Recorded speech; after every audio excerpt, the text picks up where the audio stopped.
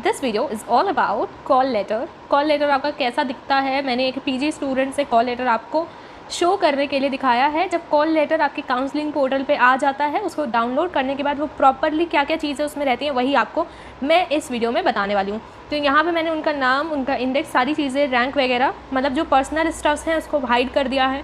बाकी call letter में क्या क्या चीज़ें मेंशन है, क्योंकि ये जो कॉल लेटर होता है वो 10 पेज का होता है, लेकिन जो फर्स्ट पेज होता है जो कि जो यहाँ पे आपको दिख रहा है उसमें से काफ़ी सारी चीज़ें हिडन है, तो वो सारी चीज़ों को अवॉइड करते हैं। लेकिन फर्स्ट पेज जो है वो बहुत ज़्यादा इंपॉर्टेंट होता है, वही आपको अपने एडमिट कार्ड और डॉक्यूमेंट के साथ अगर आप ऑफलाइन काउंसलिंग में जा रहे हो तो लेके जाना होता है।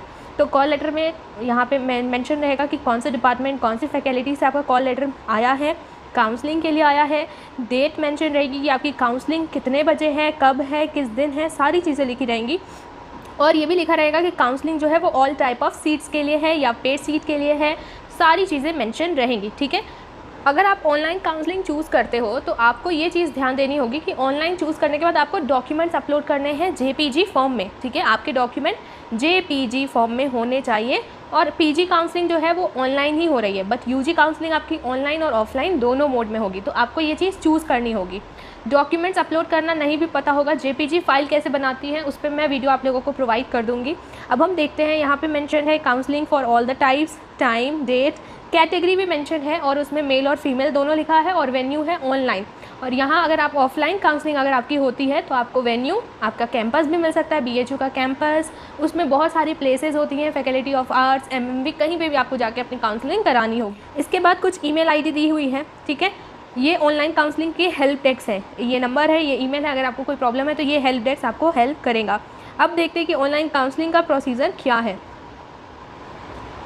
Okay, provision for online counselling, keeping in the view of pandemic, there something बहुत सारी चीज़ें लिखी हुई हैं। सबसे पहले आपको लॉगिन करना है और लॉगिन करने के बाद प्रीफरेंस एंट्री फॉर्म को कम्प्लीटली हॉस्टल और पेड शीट वाला ऑप्शन चूज़ करना है।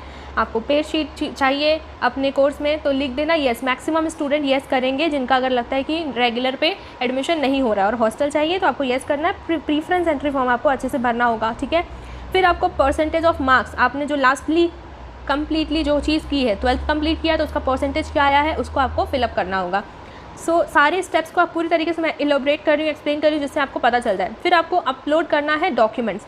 ऑनलाइन काउंसलिंग में आपको अपलोड करने होंगे डॉक्यूमेंट्स। ठीक है, और वो डॉक्यूमेंट भी मैं बता दूँगी और डेट भी मेंशन रहेगी कि इतने डेट तक आपको अपने डॉक्यूमेंट्स लेकर आने हैं।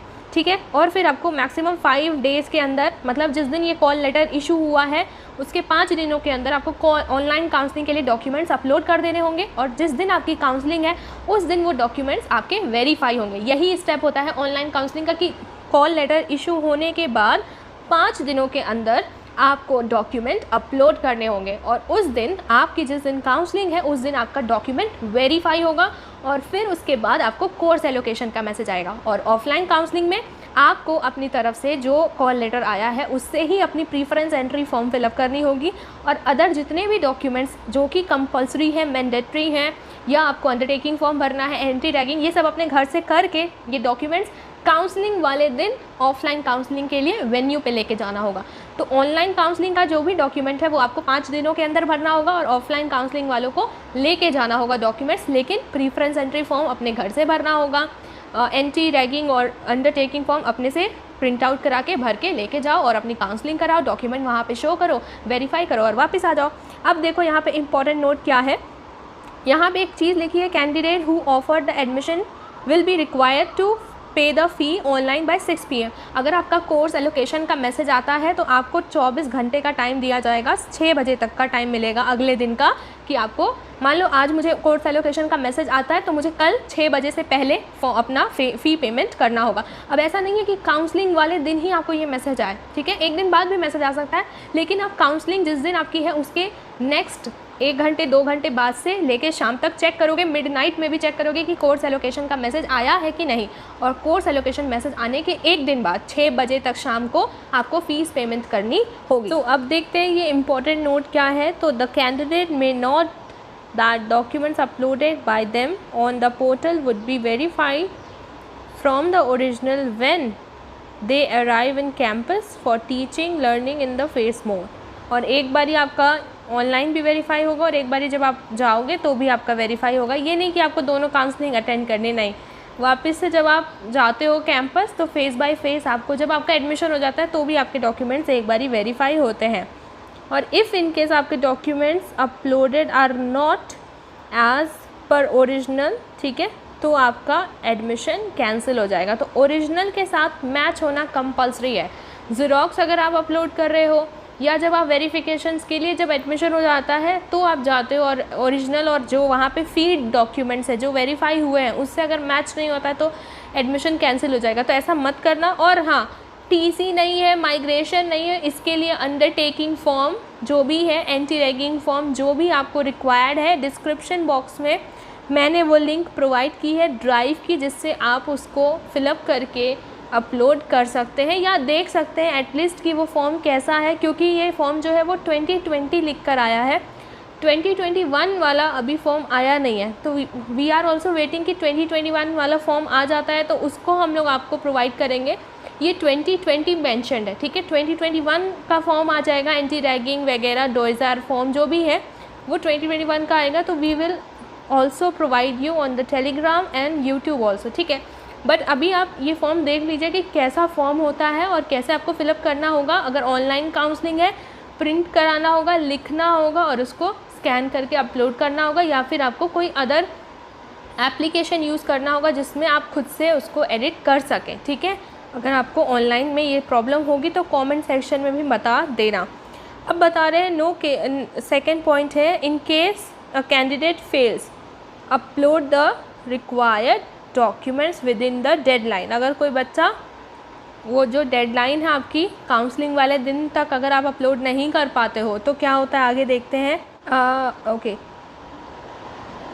हाँ, इसके लिए फिर आपको ये समझा जाएगा कि आप चाहते नहीं हो एडमिशन लेना, that is the second point. आप ये सब कॉल लेटर में जितने पॉइंट है आप उसको अच्छे तरीके से पढ़ लीजिएगा कि कोई पॉइंट आपसे मिस ना हो जाए। ये 10 पेज का जो रूल्स है कॉल लेटर में वो ऐसे ही नहीं बनाए गए हैं, इंपॉर्टेंट है तो ही आपको दिया जा रहा है। थर्ड पॉइंट है, please beer in mind that the number of eligible candidate call for counselling is much larger than seats. यहाँ पे भी मेंशन किया गया है कि जितनी सीट्स हैं उससे ज़्यादा बच्चों को बुलाया जाता है कॉल लेटर भेज के, समझ आया। फोर्थ है, if in any case no applicant will be entertain after the last date. Counselling के बाद आपको मौका ही नहीं मिलेगा कि आपकी एडमिशन प्रोसीजर हो पाए, मतलब काउंसलिंग तक अपने डॉक्यूमेंट्स अपलोड करने हैं या काउंसलिंग वाले दिन आप ऑफलाइन के लिए जो अगर आपके कॉल लेटर पर मेंशन होगा वेन्यू वहाँ पहुँचते हो कि नहीं। इसके बाद मेंशन है, six, as the admission process is time bound exercise it shall be responsibility of the candidate to visit the counselling portal. आपको बार बार पोर्टल चेक करना होगा और अपना कोर्स एलोकेशन वाला मैसेज खुद से चेक करना होगा। वो आपको कोई मैसेज करके नहीं बताएगा, ना ही कोई मेल करेगा, आपको इसको रेगुलर चेक करना होगा, ये भी मेंशन किया गया है। Note, if any candidate of online mode of counselling fails to upload the required document within the prescribe date and time allotted him or her will be treated at absent. और अगर आप upload नहीं कर पाते हो तो आपको absent माना जाएगा, ठीक है। और if in case it is desired that admission committee may not contact such candidate and ask for submission for required document. If such candidate are interested are then aforesaid process they will not be considered for admission। और आप committee की भी help ले सकते हो और committee भी आप तक, मतलब ऐसा नहीं है कि आपको BHU की तरफ से हेल्प नहीं मिलेगी, आपको प्रॉपर हेल्प मिलेगी। अब बात करते हैं कौन कौन से डॉक्यूमेंट्स नीडेड है। वो यहाँ पे पूरी तरीके से मेंशन है कि आपको मार्कशीट चाहिए, ठीक है, ओरिजिनल, हाई स्कूल की, इंटरमीडिएट की, आपकी ग्रेजुएशन की, ये PG वालों के लिए है। और ऐसे ही UG वालों के लिए भी डॉक्यूमेंट लिस्ट मेंशन रहेगी। वीडियो काफ़ी बड़ी है और आपको सारी बातें सुन सुन के ही समझना है और पढ़ पढ़ के समझना है, ठीक है। सारे डॉक्यूमेंट, कास्ट सर्टिफिकेट आपको देखो लिखा है अप्रोप्रिएट अथॉरिटी के द्वारा होना चाहिए, जो भी आपकी कास्ट है। इनकम सर्टिफिकेट होना चाहिए, ऑफ कोर्स होना ही चाहिए। फिर आपका यहाँ पे सारी चीज़ें मेंशन है, थोड़ा सा यहाँ पे ग्लिच है, बट इनकम सर्टिफिकेट कैसे बनता है ये सब चीज़ें मेंशन है, ठीक है। और ये 2019 लिखा हुआ है, 2019 से लेके 2022 तक के बीच का कुछ चीज़ें मेंशनड है। If they fail to produce the requesting marksheet 31, आपको जो अगर आप मार्कशीट अपलोड नहीं कर पाते हो तो 31 जनवरी 2022 तक आपको सिर्फ 1 महीने का टाइम मिला है। अगर आपके पास मार्कशीट नहीं है और आप अंडरटेकिंग फॉर्म फिलअप करते हो, इतना टाइम मिला है कि आप अपने डॉक्यूमेंट सबमिट कर सकते हो, ठीक है। और डॉक्यूमेंट्स अगर आपके पास मान लो कास्ट सर्टिफिकेट नहीं है ना, स्टेट सर्टिफिकेट, सेंट्रल है, वो भी चलेगा। मेंशनड है कि कोई ना कोई गवर्नमेंट अथॉरिटी के द्वारा साइन होना चाहिए, ठीक है। ऐसा नहीं यहाँ पे मेंशन है कि सेंट्रल ही होगा। Certificate, caste certificate issued by appropriate authority. If अगर आपके पास सेंट्रल वाला नहीं है तो स्टेट वाले से भी अभी फ़िलहाल काम चला सकते हो, ठीक है। TC चाहिए, कैरेक्टर सर्टिफिकेट नहीं भी होगा तो भी आप अंडरटेकिंग फॉर्म में मेंशन कर देना कि कब तक सबमिट कर सकते हो, ठीक है। एडमिट कार्ड एंट्रेंस एग्जामिनेशन का चाहिए और उसको भी अपलोड करना है। माइग्रेशन सर्टिफिकेट अगर नहीं है तो 31 जनवरी 2022 तक आप अपलोड कर सकते हो, मतलब बाद में भी आप दे सकते हो। दिस इज़ द प्रोसेस कि ये डॉक्यूमेंट्स हैं और ये प्रोसेस, ये भी मैं आपको ये फाइल का फर्स्ट पेज हटा के ये फाइल जितने डॉक्यूमेंट्स वगैरह जो भी रूल्स हैं वो मैं आप लोगों के लिए अपलोड कर दूँगी। फर्स्ट पेज जो है वो किसी और का है, ठीक है, तो वो आप लोगों के लिए भी वैसा बनकर आ जाएगा। This is the online counselling कि आपको क्या क्या स्टेप फॉलो करना है।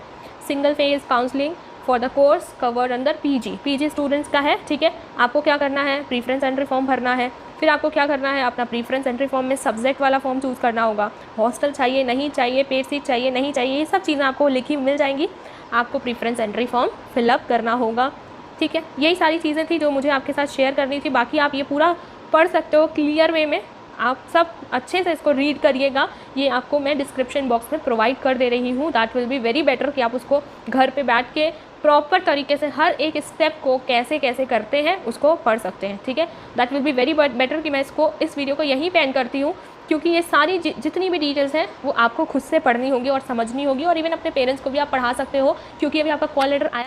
सो येस, अब अगर आप लोगों को मान लीजिए एक कैंपस में, मेन कैंपस में आपको मिलता है एडमिशन के लिए, और अगर आपका एडमिशन जो है वो एमएमवी में हो रहा है, जैसे यूजी कोर्सेज में होता है ना गर्ल्स को कि हम एमएमवी में मिल जाता है, हमें कोविड में नहीं पढ़ना है, एमएमवी हमारे लिए बेटर रहेगा, या आपको एफिलेटेड कॉलेज में पहले मिल रहा था और फिर आपको पेड सीट पे मेन कैंपस मिल जाता है, तो उसमें अगर आप 2 बारी भी फीस पेमेंट कर देते हो ना तो आपको रिफंड करने का ऑप्शन होता है। तो ये भी इसमें मेंशन है, अगर आप 2 बारी फीस पेमेंट कर देते हो या आपको इन केस अपना एडमिशन कैंसिल कराना है तो देयर इज़ द ऑप्शन कि आप अपना रिफ़ंड करवा सकते हो। इसीलिए रिफ़ंड का भी प्रोसेस यहाँ पे मेंशन्ड है, इसीलिए ये फाइल मैंने डिस्क्रिप्शन बॉक्स में आप लोगों को प्रोवाइड की कि आप लोग एटलीस्ट एक बार इसको कम्प्लीटली, जैसे एक बुक पढ़ते हैं, जैसे आप लोगों ने प्रिपरेशन करते समय बुक्स पढ़ी थी, वैसे एक बारी पढ़ लीजिएगा। इंग्लिश में है तो इंग्लिश में भी पढ़ सकते हो यार, बहुत अच्छा आसानी से समझाया गया है सब कुछ। और जहाँ डाउट लगे कॉमेंट में बता देना, और वेट करो कॉल लेटर का, शेड्यूल को प्रॉपर्ली चेक करो, और अपने एंटी रैगिंग अंडरटेकिंग फॉर्म को भी प्रॉपर्ली पढ़ लीजिएगा। बीच बीच में बहुत सारी चीज़ें मैंने आपको एक्सप्लेन नहीं की है, लेकिन जब आप खुद से पढ़ोगे तो आपको सारी चीज़ें समझ आ जाएंगी। और जब पोर्टल अच्छे से वर्क करने लगेगा आपको, क्योंकि एटलीस्ट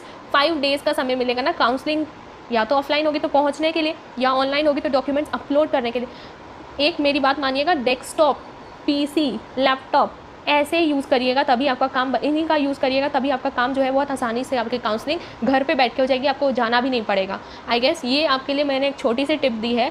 अगर मोबाइल से आप नहीं अपलोड कर पा रहे हो तो यूज़ पीसी, लैपटॉप, अगर वो भी नहीं है तो इनकॉग्निटो मोड होता है, वो भी मैं आपको एक शॉर्ट वीडियो प्रोवाइड कर दूँगी कि इनकॉग्निटो मोड पर आप कैसे काउंसलिंग के लिए प्रोसीड कर सकते हो, bhuonline.in पे। Signing off.